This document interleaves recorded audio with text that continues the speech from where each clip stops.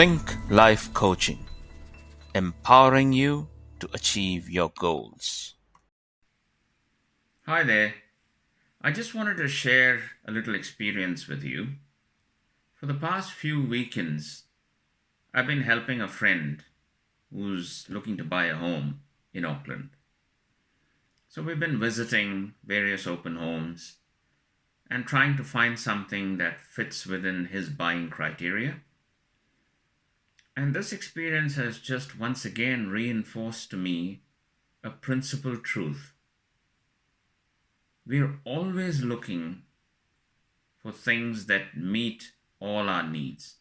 In other words, we are looking for perfection when we know that it doesn't really exist.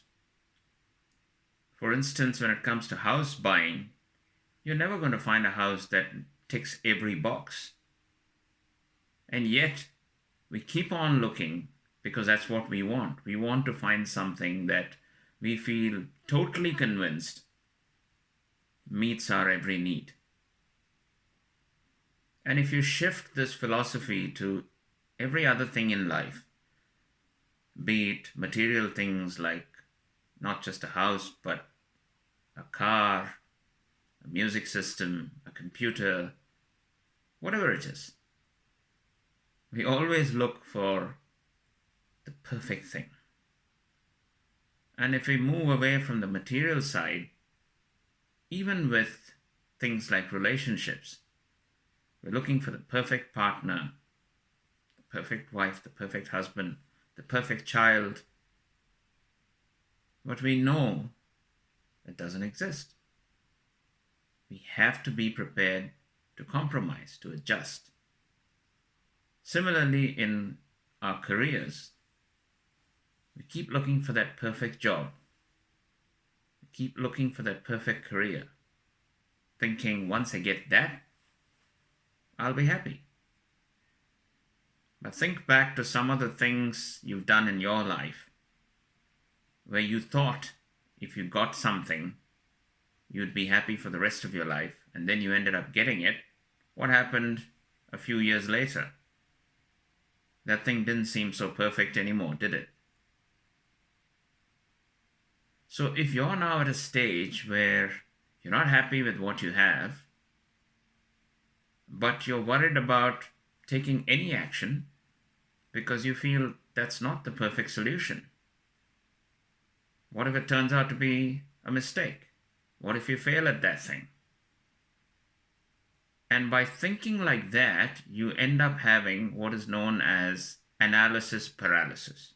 So you overanalyze everything and effectively paralyze yourself from taking action. I've been there and I know what it feels like.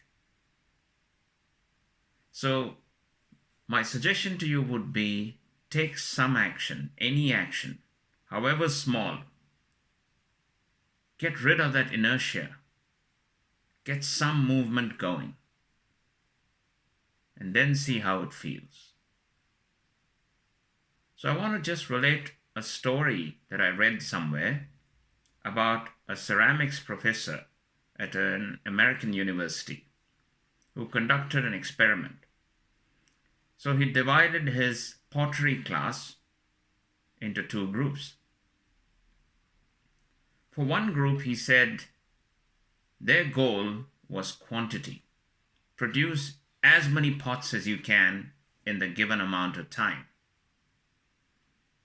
So that might have been a few months, a semester, whatever. So just keep producing pots without worrying about anything else, because I'm interested in quantity, were the instructions he gave to that group. And to the other group, he said, your responsibility is quality. So you produce the best possible pot, the most immaculate pot. And the groups went away to do their work. At the end of the time limit given to them, which group do you think got real quality pots as the outcome, as the end result? Now, we might all think that because the group that was focused on quality had that at the top of their mind, they're the ones who would have come up with top quality pots, right?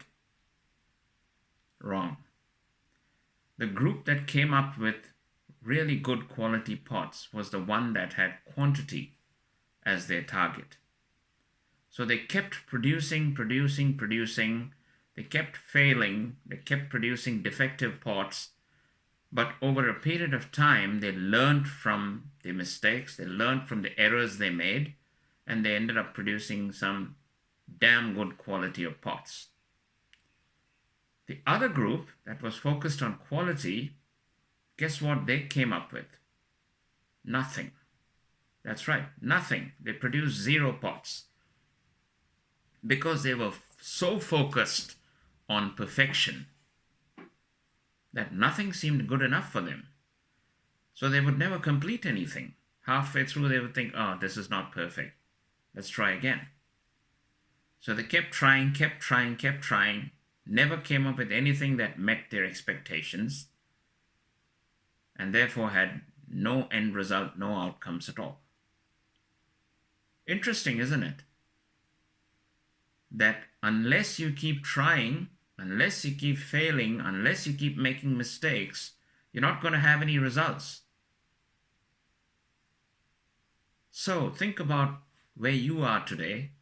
If you're in a situation where you're feeling stuck, you're not happy with what you have at the moment, whether it's a career, whether it's anything else, but you're afraid of taking any action because you're not sure if it's going to end up giving you the outcome that you want, then think again. Maybe just try something. Maybe just take that one small step and then see how you feel. Best wishes.